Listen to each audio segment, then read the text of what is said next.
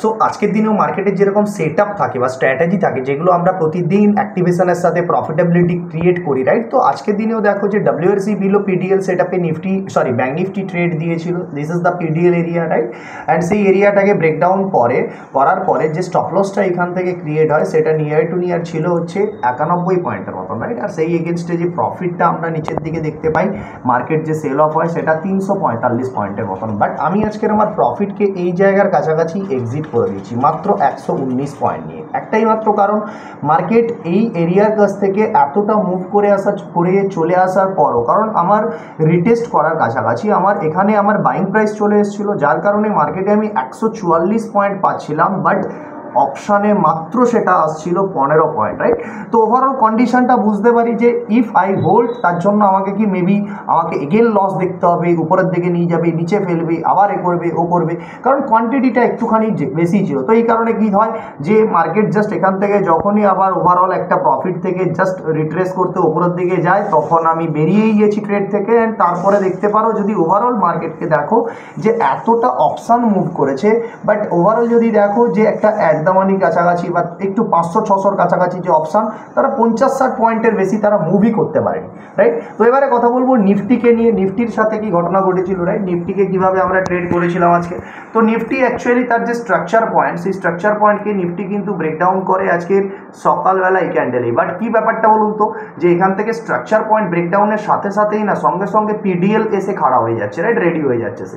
And because of this case, শুধুমাত্র পিডিএলটাই আসার জন্য এখান থেকে আমরা কিন্তু আমাদের পজিশান এখানে ক্রিয়েট করিনি। আমরা কোথায় পজিশান বানাই? আমরা বানাই হচ্ছে পিডিএল ব্রেক করার পরে ক্লিয়ার কাট ডব্লিউআরসি যখন পিডিএল এর তলায় পাই তখন, রাইট? অ্যান্ড ওভারঅল যদি দেখা যায় যে আমারও এভারেজ প্রাইসটা এই জায়গার কাছাকাছি চলে এসেছিল, বাইং এভারেজ প্রাইসটা নিয়ার টু নিয়ার 10 পয়েন্টের কাছাকাছি এসেল। অ্যাজ ইট ইজ দেখতে পাচ্ছেন যে এখান থেকে মার্কেট কোনোভাবেই সে হচ্ছে এক সেকেন্ড যেটা ওকে, তো দেখতে পাচ্ছেন যেটা মাত্র 10 পয়েন্টের মতন এসেল ছিল, বাট এই এরিয়ার উপরে মার্কেট কিন্তু একটি বারের জন্য ক্লোজিংও করেনি, রাইট? তো আমার এসএলটা হিট হয় না এখান থেকে। অ্যান্ড ওভারঅল যেটা কি, যে এখান থেকে মার্কেটের যে রেড লাইনটা দেখতে পাচ্ছেন, এখান থেকে মার্কেটের লাস্ট টাইম ব্রেকআউট এসেছিল, অ্যান্ড সেই এরিয়া অবধি আমি একটা টার্গেট অ্যাচিভ করি। অ্যান্ড তারপরে দেখুন ওই অ্যাজ ইট ইজ নিফটিও সাইডওয়েজ সঙ্গে সঙ্গে উপরের দিকে পুশ করেন, ট্রেলিং এসএলে এক্সিট হয়ে চলে আসে। অ্যান্ড ওভারঅল দেখতে পাবেন যে পুরো দিনটাই মার্কেট সাইডওয়েজ হয়ে কাটাচ্ছে, রাইট? অ্যান্ড ওভারঅল কন্ডিশনটা যেটা, যে মার্কেটে আজকের পিডিএল বা পিডিএইচ এর মধ্যে থাকার কারণে বা সামান্য ব্রেক করার পরে জাস্ট একটু আত্রু দিয়েছে, রাইট?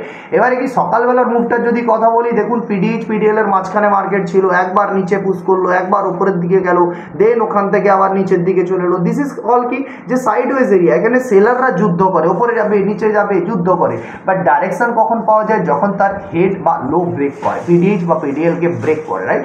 অ্যাজ ইট ইজ নিফটির ক্ষেত্রে, ব্যাঙ্ক নিফটির ক্ষেত্রেও যদি বলি যে 400 পয়েন্ট 450 পয়েন্ট মার্কেট ফল হওয়ার পরেও কিন্তু পুট অপশানকে দেখাবো আমি, তাদের কিন্তু বিশেষ কিছু প্রফিট তারা কিন্তু দিতে পারেনি বা বিশেষ কিছু মুভ তারা কিন্তু আনতে পারেনি। 350 পয়েন্টের কাছাকাছি ব্যাঙ্ক নিফটিতে ফল চলে এসেছিল, রাইট?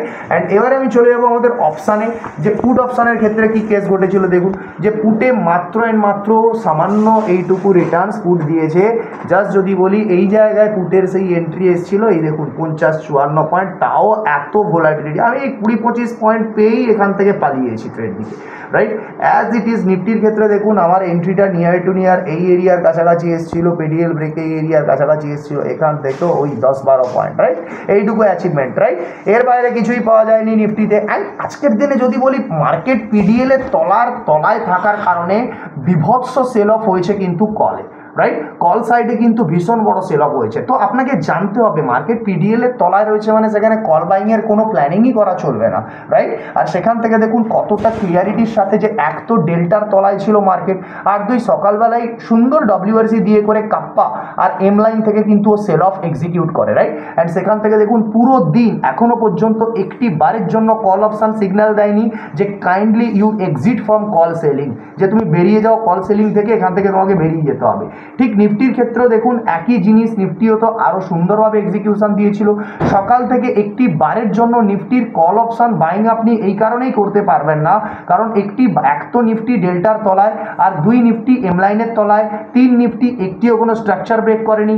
দেখুন এখান থেকে মার্কেট কি হয়, সোজা এখনো পর্যন্ত নিফটি কিন্তু কন্টিনিউ কল সেলিংয়ে রয়েছে। 223 টাকার কল অপশান নিচে লো করে দিয়েছে 158.60, রাইট? তো লজিক্যালি বুঝতে পারছেন যে আপনি যদি একটা কল সেল করতেন আজকের, because below the PDL market, right? তো সেই কারণে। আর দ্বিতীয় থিংসটা কি, যে মার্কেট আজ সাইডওয়েজ ইনক্লুডিং ভিক্সটা কি একেবারেই হচ্ছে নর্মাল সাইডওয়েজ ভিক্স। তো ভিক্স সাইডওয়েজ থাকার কারণে মাত্র 0.23% ডাউন প্লাস মাইনাস চলছে। তো এই কারণে কি হচ্ছে, প্রিমিয়ামের মধ্যে অনেকটা ডিকে দেখতে পাওয়া যাচ্ছে, রাইট? অ্যান্ড সেই কারণে পুট অপশান উপরের দিকে পুশ করছে না, আন্ডারস্টুড? তো আজকে প্রফিটেবিলিটির দিকে দেখে নেবো এবার কিভাবে কি হয়েছিল। মাত্র 2টি ট্রেড নেওয়া হয়েছে, সেখানে দেখতে পাচ্ছ কিভাবে কি জিনিস আউটপুট এসছে। অ্যান্ড লজিক্যালি যদি বলছিলাম যেটা ব্যাঙ্ক নিফটির ট্রেড, যে ব্যাঙ্ক নিফটিতে এক্সিট হয়ে গেছিলাম ফুটের ট্রেডে, সেটাও দেখালাম যে একেবারে ছোট্ট ট্রেড। নিফটির ক্ষেত্রে বললাম, নিফটির ক্ষেত্রেও ট্রেড যেটা তারও ক্ষেত্রে দেখিয়ে দিলাম, রাইট? সো ওভারঅল কন্ডিশনটা যেটা বুঝতে পারলে যে আমরা যে সেট আপসে যেটা ট্রেড করি দ্যাট ইজ দ্য লজিক্যাল। সেটা যদি আজকে না দেয় তো না দেয়, দিচ্ছে না বেশি মার্কেট, তো তার সাথে তো লড়াই থোড়ি না করতে বসবে তুমি, তাই না? তো লড়াই তো তোমার করাটা উচিত নয় সেখানে। মার্কেটে লজিক্যালি যেদিন দেবে সেদিন দেবে, যেদিন দেবে না তবুও দেখো ছোটোখাটো কিছু না কিছু দিয়েছে মার্কেট আজকে, রাইট? তো স্মল কোয়ান্টিটিতে বুক করো বা কিছু না কিছু দিচ্ছে সেটা বুক করো যেদিন মার্কেটে সাইডওয়েজ, আর তারপরে নিজের ওই দিনটাকে ক্লোজ করো। বাট মার্কেটের সাথে ফাইট করা যাবে না, তোমার বিগ প্রফিট চাই বলে। ওভারঅলটা কি, যে একটা সাইকোলজিকে তোমাকে প্রপার ক্রিয়েট করতে হবে, যে সাইকোলজি তোমাকে লজিক্যালি কিন্তু মার্কেটের এই জিনিসগুলো বোঝাবে, রাইট? যে তুমি কিভাবে কখন নিজের মাইন্ডসেটকে ক্রিয়েট করে রাখবে, right? So thank you for watching, thank you and bye by.